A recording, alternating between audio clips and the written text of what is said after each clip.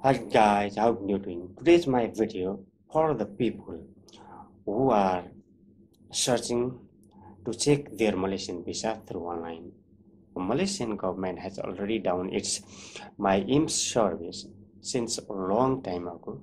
Maybe you can see many video in the YouTube or many website has telling about their how to check, guiding you how to check the online visa. It is all are ridiculous, become ridiculous because the Malaysian government already closed that services. So that's why guy I suggest you stop to search, stop to watch YouTube video, thinking you can able to check the visa for the Malaysia. There is no way to check visa online for a student, or if you want to know about the employer. These services are available. You can check through online, and if you are foreign made, you can check your visa.